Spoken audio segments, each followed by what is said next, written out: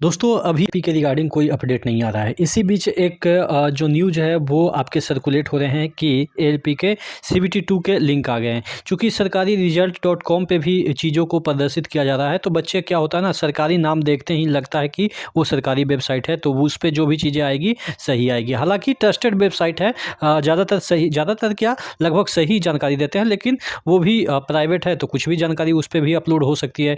तो इस वजह से लोग मान रहे हैं कि सीबीटी 2 का लिंक आ गया है मॉक टेस्ट का। तो क्या है, तमाम चीज़ों के बारे में डिस्कस करेंगे। चैनल पे नए हैं तो सब्सक्राइब कर लीजिएगा।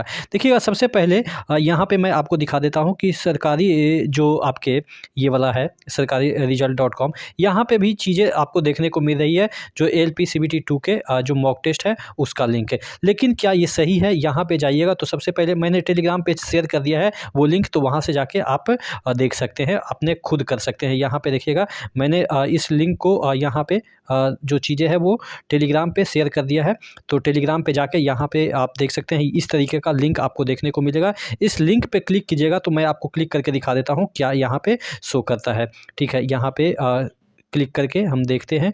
तो देखिए, अगर हम बात करें, इस लिंक पे क्लिक कीजिएगा तो इस तरीके से आपको चीज़ें खुल जाएगी, और खुल जाएगी उसके बाद साइन इन कीजिएगा तो आगे भी आप प्रोसीड कर सकते हैं। जिस तरीके से मॉक टेस्ट में आप लगा सकते हैं मॉक टेस्ट, उस तरीके से यहाँ पे देखिएगा एग्जामिनेशन का ड्यूरेशन 150 मिनट है। उसके बाद नंबर ऑफ़ क्वेश्चन यहाँ पे 175 क्वेश्चन, यानी कि पार्ट ए में 100 क्वेश्चन, पार्ट बी में 75 क्वेश्चन। इस तरीके से आपको सब चीज़ देखने को मिल जाएगी। हालाँकि यहाँ पे आपको देखने को मिलेगा first stage CBT 4 ALP technician. हालाँकि ये टेक्नीशियन की बात तो हम कर नहीं सकते, चूँकि टेक्नीशियन का तो एग्ज़ाम से रिलेटेड ये है नहीं। लेकिन यहाँ पे आपको ये चीज़ें बताती है कि ये टेक्नीशियन वाला जो पहले बार फॉर्म आई थी आपके 2018 में, उससे रिलेटेड है। चलिए आगे हम इसको प्रोसीड करते हैं। तो इस तरीके से देखिएगा, लैंग्वेज सेलेक्ट करने का भी चीज़ें आ जाएगी। लेकिन अगर आप ज़्यादा जाँच पड़ताल कीजिएगा तो ये पता चलेगा कि यहाँ पे देखिएगा default language, please select the default language further. यहाँ पे लैंग्वेज सेलेक्ट कर लेंगे, इंग्लिश सेलेक्ट कर लेते हैं। उसके बाद आगे प्रोसीड करिएगा। तो ये जो मॉक टेस्ट है वो अभी का नहीं है, 2018 वाला ही अभी शो कर रहा है। तो अब बात कर लेते हैं कि क्या 2018 वाला शो कर रहा है तो उसी मॉक टेस्ट तो कोई वाला भी रहे, क्या फ़र्क पड़ता है? मॉक मॉक होता है, वो रियल तो है नहीं।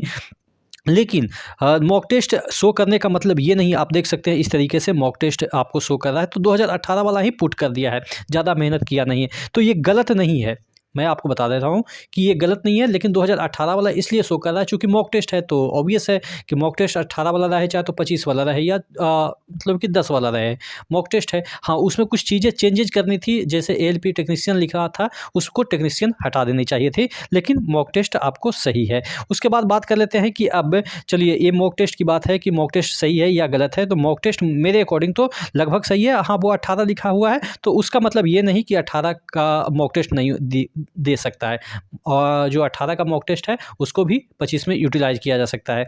अब बात कर लेते हैं रिजल्ट तो कब तक आएगा? मॉक टेस्ट तो आ गया, क्या रिजल्ट आ जाएगा? तो रिजल्ट के लिए हम एक चीज़ आपको यहाँ पे बताना चाहेंगे कि रिजल्ट यहाँ पे आप देखेंगे कि एक नोटिस आया था, 29/12 को एक नोटिस आया था, जिसमें कि कहा गया था कि 10 तारीख तक, 10/2/2025 तक आप जितने भी एससी एसटी से रिलेटेड एक मुद्दा था, एससी से रिलेटेड एक मुद्दा था, बिहार में ताँती थे या और भी जो जाति थे, उनको जो ताँती ततवा जो थे, इनको पहले एससी कर दिया गया था, अब उनको फिर से ओबीसी में डाला गया है। तो इस वजह से यहाँ पे उन लोगों को बताया गया था कि आप स्कैन करके जो है वो सर्टिफिकेट अपलोड कीजिए, और इसको समय दिया गया था इन लोगों को 10/2/2025 से।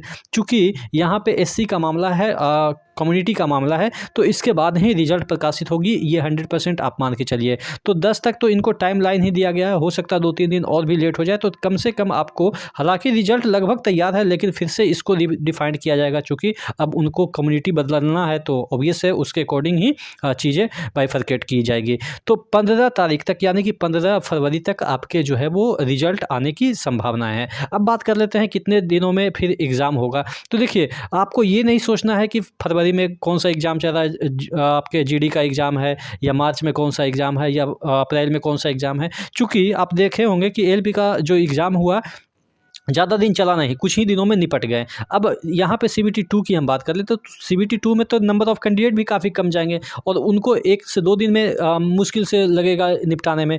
तो कभी भी आपका एग्ज़ाम हो सकता है, लेकिन उसमें कम से कम तो आपको रिजल्ट के बाद कम से कम तो 1 महीने का, यानी कि मिनिमम 30 से 35 दिन तो आपको टाइम मिलेगा। तो उस अनुसार अगर हम बात करें तो तकरीबन आपके 20 मार्च के अराउंड, 20 मार्च के अराउंड या आप कह सकते हैं कि लास्ट वीक ऑफ मार्च आपका जो है वो CBT 2 हो सकता है। आप क्या सोचते हैं, नीचे कमेंट बॉक्स में कमेंट करके ज़रूर बताइए कि कब तक रिजल्ट आएगा और कब तक इसका एग्ज़ाम होने की संभावनाएँ हैं। ज़रूर कमेंट करके बताइएगा। नेक्स्ट वीडियो में मिलते हैं, तब तक के लिए जय हिंद।